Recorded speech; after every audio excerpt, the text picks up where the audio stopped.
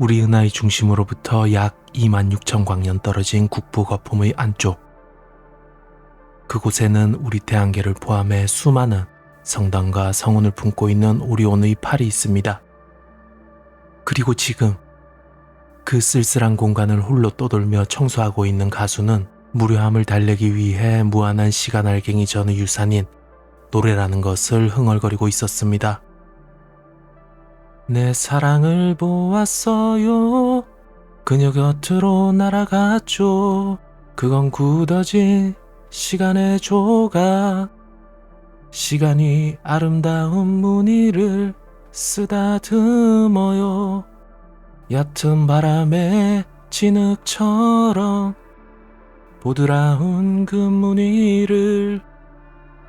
그렇게 흥얼거리며 그는 여느 때처럼 좌표 데이터를 수집하고 그 진위를 판별하는 무리한 작업을 이어가는 중이었습니다.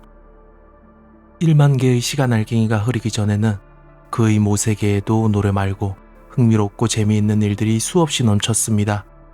하지만 모세계와 변두리 세계의 전쟁이 시작되고 이제 그가 즐거움을 느끼는 얼마 남지 않은 것 중에 하나가 바로 노래였던 것입니다. 이렇게 노래를 부르며 데이터를 수집하는 게 내심 마음에 걸리기도 했지만 따지고 보면 그리 중요한 일도 아니었기에 별 상관없는 것 같기도 했습니다. 한때 모든 엔트로피가 증가하고 질서도가 감소했던 시절이 존재했다고들 합니다. 하지만 저 엔트로피체의 등장이 그 붕괴를 막아줄 희망이 됐고 이것이 바로 그들이 찾아낸 우주의 최종 의의였습니다. 그렇기 때문에 저 엔트로피체는 반드시 종속되어야만 했습니다.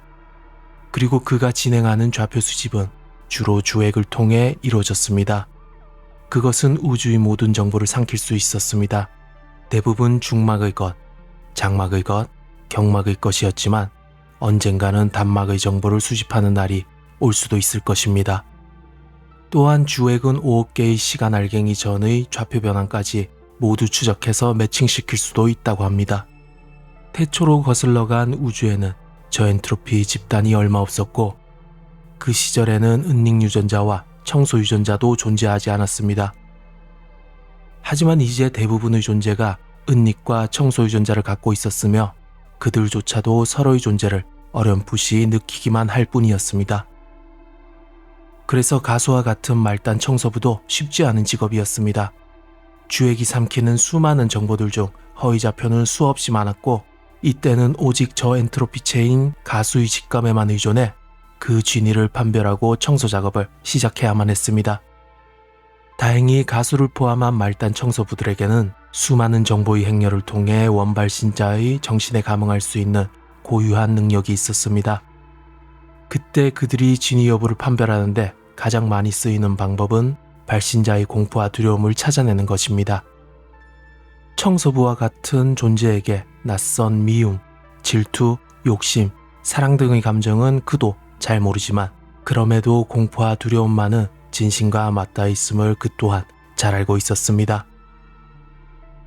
바로 그때 가수의 주의를 끄는 씨앗의 항로 근처 좌표 하나가 장막의 형태로 수집됐습니다. 사실 가수도 왜 그것을 진짜라고 판단하는지는 정확히 알 수 없었습니다. 그 판단의 근거는 그들에게 새겨진 본능과도 같은 것이기 때문이었습니다. 그렇다고 그 모든 판단들이 항상 진실을 의미하는 것은 아니었습니다. 하지만 그의 눈에 지금 들어온 좌표는 우리들이 알고 있는 어떤 사건과 연관이 있어 보이는 건 분명해 보였습니다. 가수는 이내 씨앗 창고에서 질점 하나를 꺼내왔습니다. 그렇다고 부르던 노래를 중단할 만큼 중요하지도 어렵지도 않은 일이라서 그는 계속 흥얼거리고 있었습니다. 그는 역장의 더듬이로 가볍게 질점을 던질 준비를 했지만 결국 그가 가져온 질점은 다시 창고로 들어갈 수밖에 없었습니다. 자세히 좌표를 들여다보니 이미 그곳에는 항성 3개 중 1개가 누군지 모를 다른 청소부에 의해 정리된 상태였기 때문입니다. 그리고 그가 말했습니다. 누군진 몰라도 엄청 빠르네. 그 말과 동시에 가수는 빠르게 질점의 발사 지점을 추적해봤지만 늘 그렇듯 이번에도 또 다른 청소부를 찾아내지는 못했습니다. 그리고 그는 다시 질점에 의해 청소된 항성계를 관찰해봤습니다. 자세히 들여다보니 왜 다른 청소부가 그 성게를 그렇게 빨리 청소한지 알 것 같기도 했습니다. 그 성게로부터 약 2분의 1 구조만큼 떨어진 위치에는 느린 안개의 흔적이 있었고 그건 그 성게가 즉시 청소되어야 할 이유를 뜻하기도 했습니다. 가수는 나름 자신의 청소 능력에 자부심을 갖고 있었지만 문득 예전에 장로가 그에게 했던 말이 떠올랐습니다. 네가 아무리 빨라도 너보다 빠른 존재가 어딘가에는 항상 존재한단다. 그리고 네가 아무리 느리더라도 그보다 느린 존재는 항상 존재하지. 장로의 말대로 우주에는 가수와도 같은 청소 유전자를 가진 저 엔트로피 존재가 그 세계의 수보다 1만 배는 더 많고 그 세계는 아무리 적게 잡아도 1쪽에는 존재할 것으로 예상됐습니다. 그렇다고 가수 같은 말단 청소부가 다른 청소부가 그곳을 청소해주길 기다려서는 안 될 것입니다. 그들의 세계에는 발견 가역의 법칙이란 위대한 발견이 있었고 이는 내가 누군가를 발견한다면 언젠가는 그도 나를 알아차릴 날이 온다는 뜻이었습니다. 그리고 이런 청소가 끝나면 그들은 무덤이라 불리는 데이터베이스에 망자들의 유품과 함께 청소된 좌표를 보관해야 했습니다.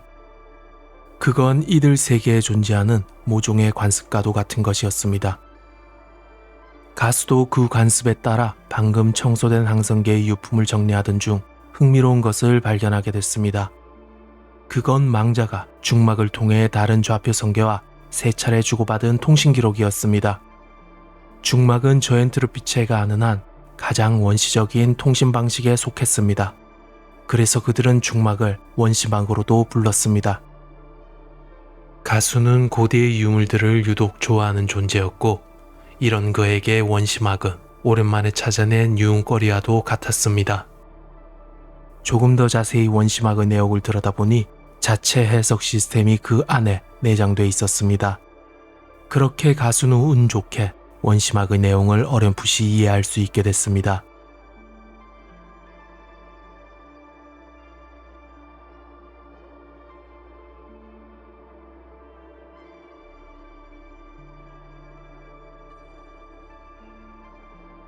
오, 아주 흥미롭군 이거. 그는 원시막을 최초로 발사한 또 다른 성계와 같은 존재가 아직 존재한다는 게 신기했습니다.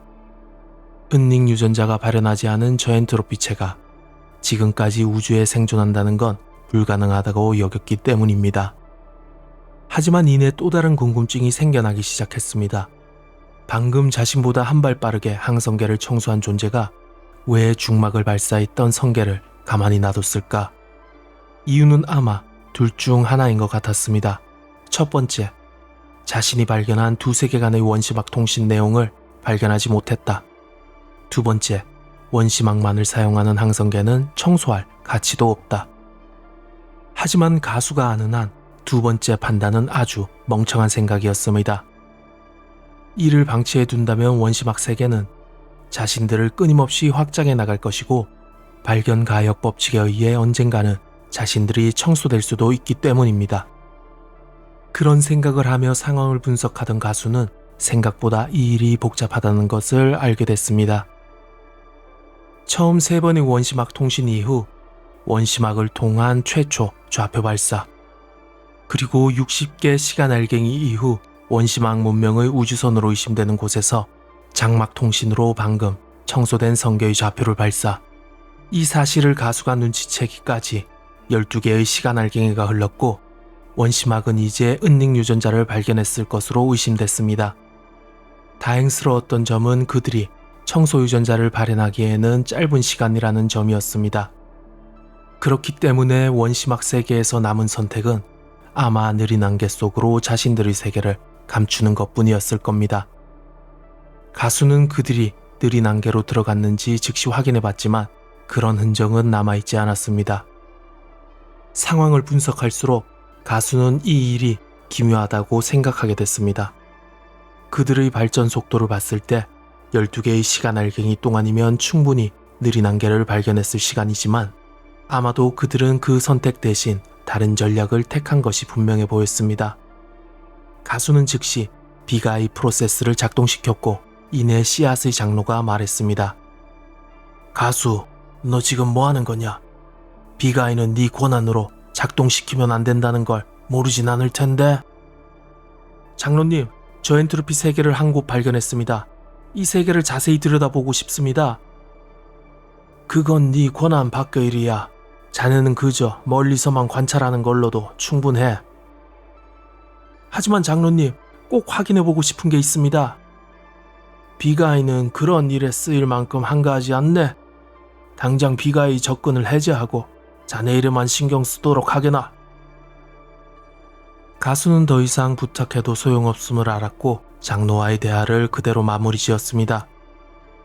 어쩔 수 없이 그는 원시막 세계에 호기심을 거두고 자신의 업무를 다시 재개했습니다. 곧바로 창고에서 질점 하나를 꺼내왔고 그 원시 세계를 향해 던지려던 순간 그는 바보 같은 자신을 나무라며 질점을 다시 창고에 처박아 두었습니다. 사실 방금 다른 청소부에 의해 정리된 세계와는 달리 원시막 세계는 구조상 질점 청소 후에도 저 엔트로피체가 살아날 수 있는 사각이 몇 군데 존재했습니다. 어쩔 수 없이 2차원 벡터 포일을 사용해야 했고 가수는 벡터 포일 사용을 장로에게 요청했습니다. 장로는 비가이와는 달리 벡터 포일 사용을 흔쾌히 수락해줬습니다. 그는 창고에서 꺼내온 벡터 포일을 바라보며 얼마 전 들은 소문이 떠올라 잠시 마음이 무거워졌습니다. 그건 현재 모세계의 전황이 좋지 않다는 것이었고 곧 자신들의 모세계는 생존을 위해 2차원화를 실행하게 될 것이란 소문이었습니다. 하지만 청소부처럼 이 세계의 하급 일꾼인 자신이 그런 걱정을 하는 것이 의미 없다는 걸 꼭 깨달은 가수는 다시 부르던 노래를 흥얼거리며 2차원 벡터 포일을 원시막의 세계를 향해 가볍게 던져버렸습니다.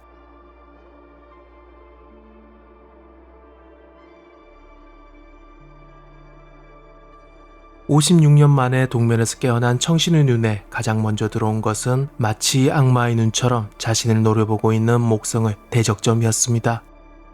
그리고 그녀가 눈을 뜬 곳은 우주도시가 아니라 목성을 공전하고 있는 헤일로호의 내부. 주변을 두리번거리던 청신은 그녀처럼 이제 막 깨어나 어리둥절해하는 AA와 눈이 마주쳤지만 당장은 동면의 여파로 목소리조차 나오지 않고 있었습니다. 몇 분 후 간신히 목에서 신음성 같은 작은 목소리가 나오게 됐습니다. 여기가 어디지? 우주도시는 아니고 아마 우주선인 것 같아요, 박사님. AA도 겨우 목소리가 나기 시작해 청신의 질문에 답해줬습니다. 하지만 정확한 답변은 의외의 인물에게서 곧 받을 수 있었습니다. 너희가 지금 있는 곳이 헤일로우란다. 어느샌가 헤일로우 내부의 화면에는 온화한 기운의 한 노인이 나타나 있었고 그녀들의 궁금증에 대답해주고 있었습니다. 청신은 그 노인이 반세기 전에도 자신을 그 세계에서 처음 맞아주었던 차오빈이라는 것을 금세 알아차릴 수 있었습니다. 그의 백발과 깊이 패인 주름에서 또다시 머나먼 시간의 강을 건너왔다는 걸 그녀들은 알 수 있었습니다. 차오빈은 그녀들에게 짧게나마 지난 56년간의 일을 들려주었습니다. 우선 차오빈과 비잉펑은 유죄 판결 후 복역을 했지만 생각보다 길지 않은 수감 생활로 그 죄값을 치를 수 있었습니다. 그리고 비잉펑은 10년 전 이미 세상을 떠났었고 현재 우주도시의 생활 수준은 인류 역사상 어느 때보다도 더 풍요롭게 변했다고 했습니다. 하지만 안타깝게도 그 후에 나온 얘기는 결국 그녀들이 그 풍요로움을 눈으로 직접 확인할 수 없음을 선고하는 말이었습니다. 나도 이제 120세가 넘었으니 너희들을 편하게 부르도록 하마. 아이들아, 암흑의숙 공격이 얼마 전 시작됐단다. 이번에는 오경보가 아닌 실제 상황이란다. 사실 청신과 AA는 이미 동면에서 깨어나는 순간부터 그 소식을 예상하고 있었습니다. 하지만 청신의 예감은 그 너머의 불길함을 경고하고 있었습니다. 지난 시간 동안 인류는 철저히 광립의 공격에 대비해왔지만 지금 헤일로우 창밖으로 보이는 모든 우주도시들은 전혀 방어태세를 준비하는 걸로 보이지 않았기 때문입니다. 또한 120세의 태어남 뒤에 감춰진 차오빈의 절망도 그녀는 이미 알아채고 있었습니다. 그리고 AA도 이미 비슷한 생각을 하고 있었고 차오빈에게 그녀가 먼저 질문을 던졌습니다. 왜 벙커 도시들이 아직 목성을 공전 중이죠? 공격이 시작됐다면 광립 폭발을 피해 지금쯤 목성 뒤로 모여 있어야 하는 거잖아요. 그럴 필요가 없단다. 벙커는 이제 무용지물일 뿐이야. 이번엔 청신이 물었습니다. 광립은 태양으로 떨어진 게 아닌가요? 아니야. 이번엔 광립이 아니란다. 그저 종이 쪽지였을 뿐이지. 종이 쪽지요?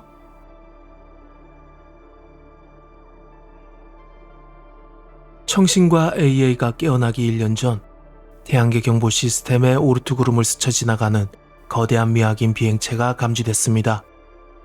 이 비행체의 성간 물체를 피하기 위한 인공적인 궤적이 확인됐고, 이는 삼치에 의해 인류가 태양계에서 최초로 발견한 외계 문명이라는 증거가 되기에 충분했습니다.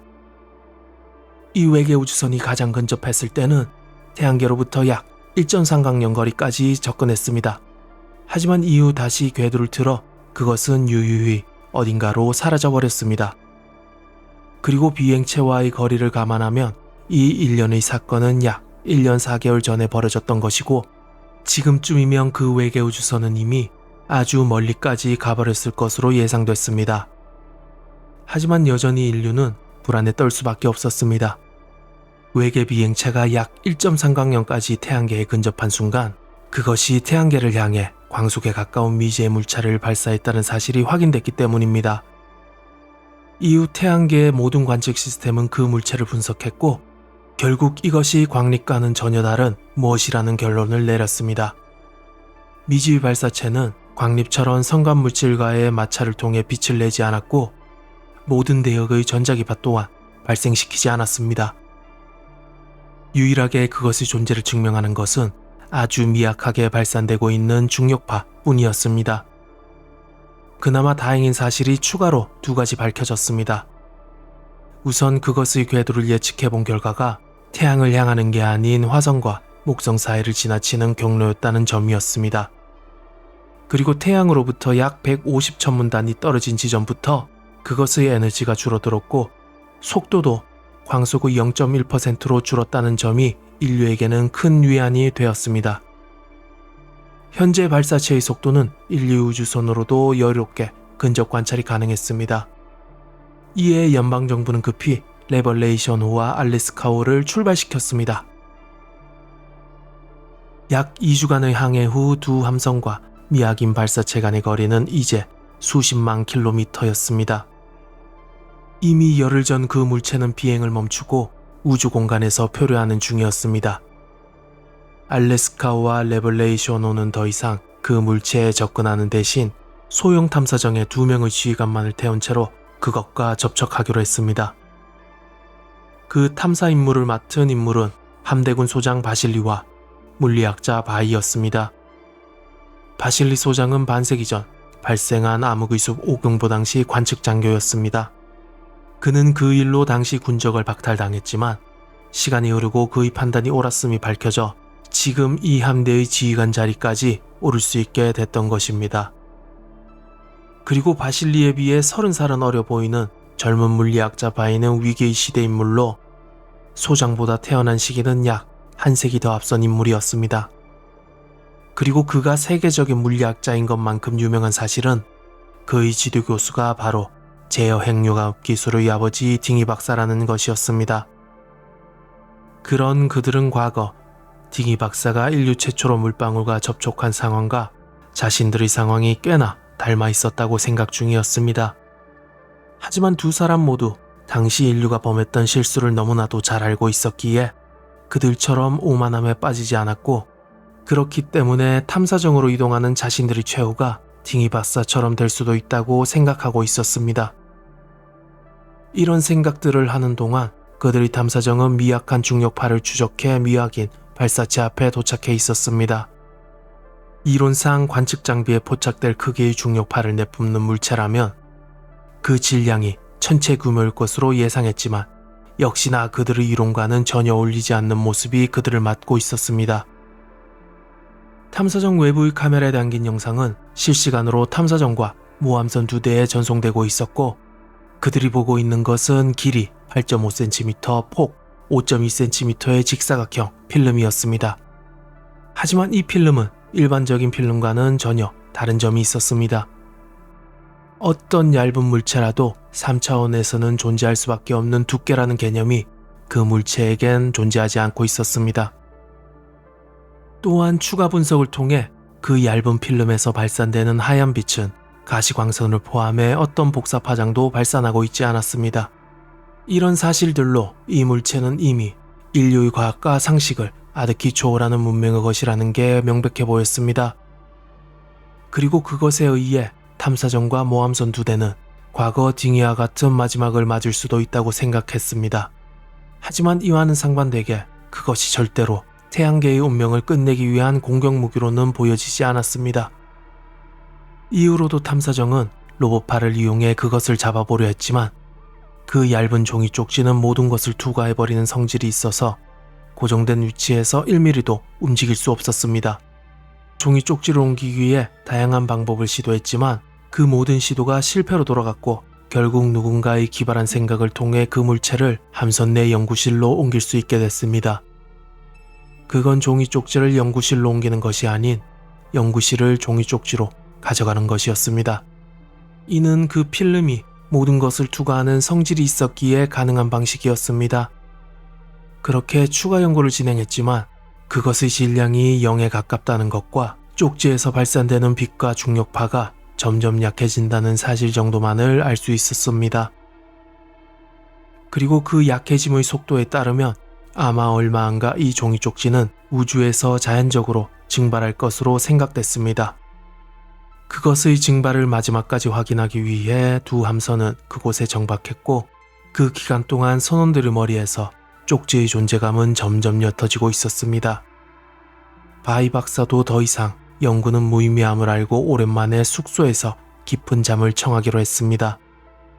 평소 꿈을 잘 꾸지 않던 그도 피곤함의 여파였는지 그날은 자신의 꿈속에서 그리웠던 얼굴을 볼 수 있었습니다.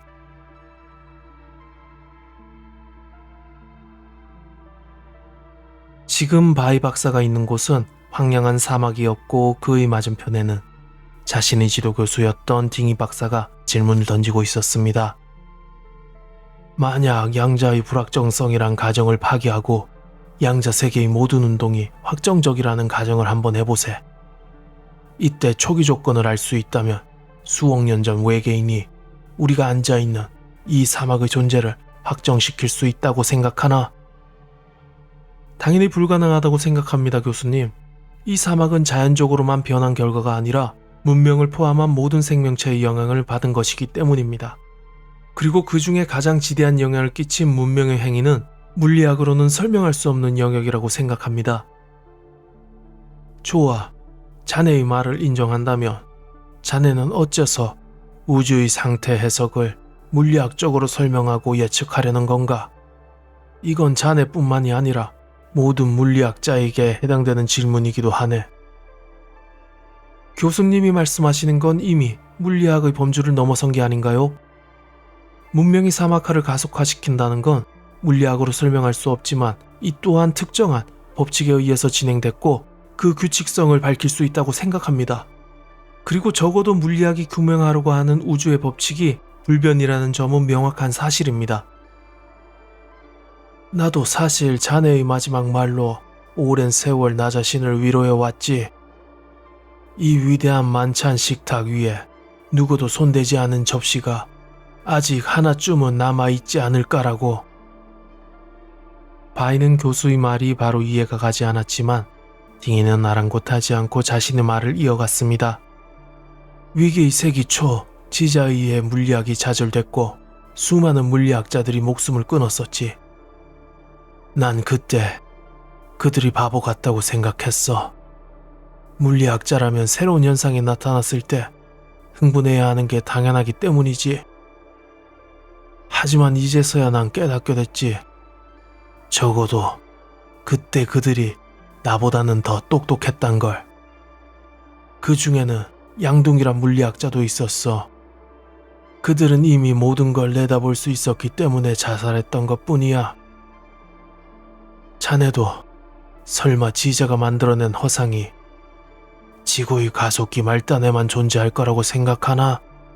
설마 이 우주 어떤 곳에도 그런 허상이 절대 없고 마치 순결한 처녀처럼 우리들이 자기를 탐험해주길 기다리고만 있다고 그렇게 믿고 있나? 교수님, 하지만 아마 양둥이란 분도 교수님과 당시 더 많은 대화를 했다면 그런 선택을 하지 않았을 거예요. 아니, 아마 내가 양둥과 같은 선택을 했을 거야. 그녀는 나에게 그 비밀을 간직한 채 떠난 것 뿐이었지. 이렇게 말한 딩이는 말투를 사뭇 근엄하게 가다듬고 바이에게 다시 말했습니다. 내가 자네에게 하고 싶은 부탁이 있네. 자네는 나처럼 인생을 낭비하지 말게나. 내가 모아둔 재산으로 자넨 즉시 동면을 하는 게 좋을 것 같아. 자네가 물리학을 다시 시작하는 건 물리학이 존재한다는 명확한 증거가 나온 후여야만 해. 만약 마지막까지 그 사실이 증명 안 된다면 적어도 지구의 물리학이 어떤 결말로 끝나는지 세상의 마지막에서 그 모습을 나 대신 꼭 확인해 주게나. 그 말과 동시에 그들이 앉아있던 주변 모래에 조그마한 구멍이 생겨나기 시작했습니다. 그리고 삽시간에 그 반경이 넓어지며 모든 것을 집어삼키기 시작했고 두 사람은 즉시 근처에 주차해 놓은 자동차로 대피했습니다. 바이는 차 문을 닫는 것과 동시에 가속 페달을 힘껏 밟았지만 이미 모래를 집어삼키는 반경의 외곽이 그들의 차 밑까지 넓혀져 있었습니다. 바퀴가 엄청난 속도로 돌아가고 있었지만 차는 한 치 앞도 나가지 못했고 그 모습을 보던 딩이가 기괴한 웃음소리를 내면서 말했습니다. 하하하하. 자넨 지금까지 헛공부를 한 겐가? 탈출 속도를 계산해보면 이미 결과가 뻔히 보여. 왜 그런 헛수고를 하고 있나? 점점 더 딩이는 미치광이 같은 말을 뱉어내고 있었습니다. 아직도 손대지 않은 접시가 테이블 위에 있다고 믿나? 그런 건 없어. 이 우주의 순결한 처녀도 더 이상 존재하지 않는다고. 이내 끔찍한 악몽에서 깨어난 바이의 몸은 식은 땀으로 온통 젖어 있었습니다. 그 순간 그는 미친 듯이 상황실에 있는 바실리에게로 달려가 외쳤습니다. 장군님, 종이 쪽지에서 지금 당장 멀어져야 합니다. 지금 당장 레벌레이션호와 알래스카호를 전력으로 이곳에서 후퇴시키세요. 자네 안색이 많이 안 좋아 보이는군. 아무래도 요즘 과로한 탓인 것 같은데 조금 더 눈을 붙이는 게 좋을 것 같네. 장군님, 오만을 버리세요. 자네 지금 뭐라고 했나? 수세기 전 딩이바스아님과 물방울 사건을 잊으신 건가요? 인류의 생존을 가로막는 건 무지나 무능이 아니에요. 그건 항상 오만이었어요. 이 말이 바실리가 잊고 있던 무언가를 머릿속에서 끄집어냈습니다. 결국 두 함선은 약 2000km를 이동해 종이 쪽지와 간격을 벌였고 소형 탐사정 한 대에 2명의 선원만을 남겨둔 채 그것의 최후를 관찰하도록 했습니다. 이로부터 약 50시간 후 종이 쪽지에서는 더 이상 중력파와 하얀 빛이 나오지 않게 됐습니다. 최종 확인을 위해 바실리는 소형 탐사선 인원에게 통신을 통해 질문했습니다. 완전히 증발한 게 확인됐나? 아직 모르겠습니다. 우선 눈으로는 더 이상 관측되고 있는 게 없습니다. 으악! 빨리 나가! 바닥에 올라오고 있어!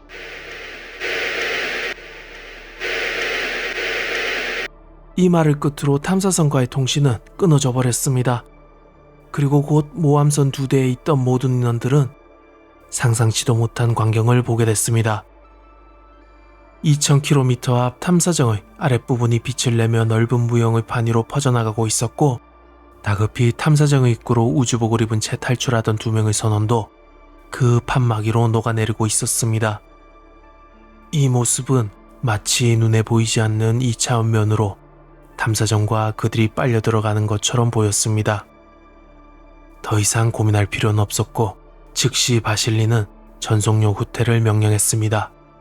그들이 전속력으로 후퇴하는 와중에도 탐사정은 2차원 판막 위로 녹아내리며 흡수되고 있었고 얼마 안가 그 형체가 모두 사라지게 됐습니다. 하지만 이 광경은 두 모함선에게는 중요한 일이 아니게 됐습니다. 이미 그들의 함선도 그 흡수력의 보이지 않는 영향권에 잡혀버렸고 우주선은 더 이상 가속이 되지 않고 있었기 때문입니다.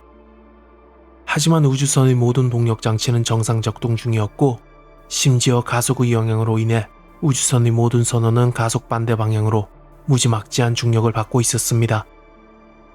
그때 바이가 모든 걸 체념한 표정으로 모두에게 말했습니다. 이미 늦었어요. 우린 저 녀석의 영향권 안에 이미 들어와 있고 그 영역 내의 모든 공간 자체가 종이 쪽지에 끌려 들어가고 있을 겁니다. 바실리가 다급하게 반문했습니다. 쪽지는 이미 증말했잖아. 자네도 분명 봤을 텐데. 아마 우리가 확인했던 하얀 빛과 중력파는 종이 쪽지를 감싸고 있던 역장에 의한 것이었을 겁니다. 사실 종이 쪽지 자체는 어떤 것도 발산하지 않는 완벽한 2차원 평면이었을 거예요. 그리고 그는 추가적으로 지금 이 상황이 과거 블루스페이스호와 그래비티호가 목격했던 4차원 존재가 3차원으로 떨어지는 것과 동일한 상황이라고 설명했습니다. 결국 탐사정의 3차원 구조 중 한 개의 차원이 양자역으로 말려 들어가 눈앞에 보이는 것처럼 펼쳐진 형태의 2차원 탐사정과 두 명의 선원들이 만들어진 것이었습니다. 하지만 바실리는 아직 희망을 놓지 않았고 바이에게 말했습니다. 저 쪽지의 영향권을 벗어나기 위한 탈주 속도는 얼마인가? 저도 방금 4번이나 다시 계산해 봤습니다. 아마 제가 계산한 수치가 틀림없을 거예요. 그래서 그게 얼마냐고? 바이는 담담하게 그들 모두의 사형 판결과 같은 대답을 내놓았습니다. 그건 초속 30만 킬로미터. 바로 광속이죠.